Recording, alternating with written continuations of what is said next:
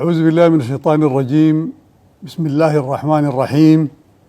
الحمد لله رب العالمين، والصلاة والسلام على سيدنا محمد أشرف الأنبياء والمرسلين. الشعب السوداني الصابر الصامد، تمر على بلادنا الذكرى 69 للاستغلال المجيد في ظل ظروف وأوضاع صعبة تحملها الشعب السوداني بكل بسالة وتضحية، مسطرا مجدا بازخا في سفر هذا الوطن الغالي، مجددا رسم لوحة الاستغلال شعبا وجيشا. فإني أتضرع إلى المولى عز وجل أن تعود علينا هذه الذكرى وقد ودعنا الأحزان وتماسكت لحمتنا وتعضدت وحدتنا، ووضعنا الأسس المتينة لبناء وطننا الذي نحلم به دوما.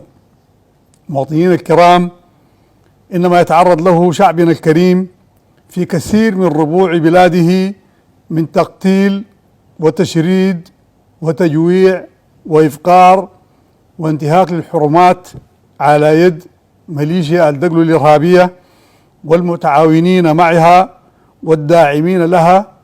هذه الممارسات أوضحت بجلاء للشعب قيمة الانتماء وصدق الوفاء لهذا الوطن، صدق الوفاء لهذا الوطن الشامخ ولشعبه، فاستبان الحق وتباينت وتمايزت الصفوف.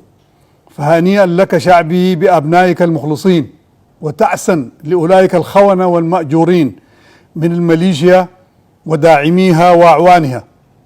المواطنين الكرام، إن التلاحم الشعبي الغير مسبوق والتدافع الوطني الوساب مكننا جميعا من السير على طريق النصر والنصر الحاسم بعون الله بخطى ثابتة وواثقة. فلك التحية شعبي، مستنفرين وقوات نظامية، جيش وشرطة وأمن وقوات حركات الكفاح المسلح المشتركة والكيانات المهنية والإعلامية والرياضية والثقافية والروابط المجتمعية والمنظمات والطرق الدينية والجمعيات والإدارات الأهلية. فلا يوجد وطني واحد تخلف عن هذه الحرب، حرب الكرامة. شعب السوداني الأبي ونحن نعد العدة لحسم المعركة لصالح الشعب السوداني، لا يمنعنا ذلك من الانخراط في أي مبادرة حقيقية تنهي هذه الحرب وتضمن عودة آمنة للمواطنين إلى مواطنهم وانتفاء ما يهدد حياتهم مرة أخرى. وفي هذا السياق تعددت المبادرات والمنابر الداعية لوقف الحرب، فكان طريقنا واضح، وهو طريق الشعب، أن لا يمكن أن تعود الأوضاع كما كانت عليه قبل 15 أبريل من العام 2023، ولا يمكن القبول بوجود هؤلاء القتلة والمجرمين وداعميهم وسط الشعب السوداني مرة أخرى. مواطنين الشرفاء، إن استمرار الحرب وتداعياتها رغم ذلك استجابت الحكومة لكل مطلوبات العمل الإنساني وإيصال المساعدات للمحتاجين، وستظل الحكومة ملتزمة بهذا الأمر. كذلك تبقى التزامات الدولة وقواتها المقاتلة بالقانون الدولي الإنساني واتفاقيات جنيف وبروتوكولاتها وقوانين حماية المدنيين، وقد وضعنا ضوابط صارمة للحفاظ على هذه القيم الإنسانية. كذلك تبذل الحكومة جهود مقدرة لتيسير حياة الناس وأمنهم ودعم صيانة البنى التحتية والخدمات الصحية والتعليمية والزراعية. وأن ما يشاع من وجود مجاعة محض افتراء وذريعة للتدخل في الشأن الداخلي. شعب السوداني الأبي ونحن نمضي في طريق النصر، وجب أن نحيي أهلنا الصامدين في بقاع السودان المختلفة، ويخص هنا مواطني الفاشر، فاشر السلطان، فاشر العز والتاريخ، شنب الأسد.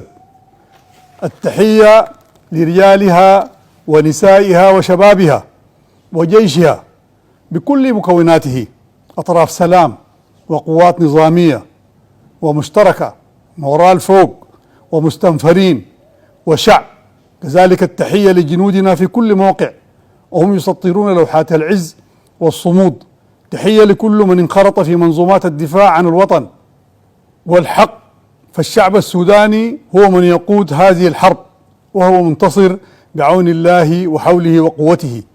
أجدد التحية والتهنئة لكم شعب بلادي بهذه الذكرى المجيدة، متمنيا لكم الأمن والسلام، وأسأل الله أن يتقبل شهداء بلادي وشهداء حرب الكرامة، وأن يشفي الجرحى والمصابين ويفك أسر المسجونين. كما أجدد شكر حكومة وشعب السودان لكل من وقف إلى جانبهم سندا ودعما من دول شقيقة وصديقة ومنظمات طوعية والأمم المتحدة ووكالاتها، وكل قطاعات الشعب السوداني بالداخل وبدول المهجر الذين يقفون دوما إلى جانب الحق. ختاما أبشركم مواطني الشرفاء أن ساعة النصر قد اقتربت ووقت الحسم قد أزف، فلا نامت أعين الجبناء. نصر من الله وفتح قريب، والسلام عليكم ورحمة الله وبركاته.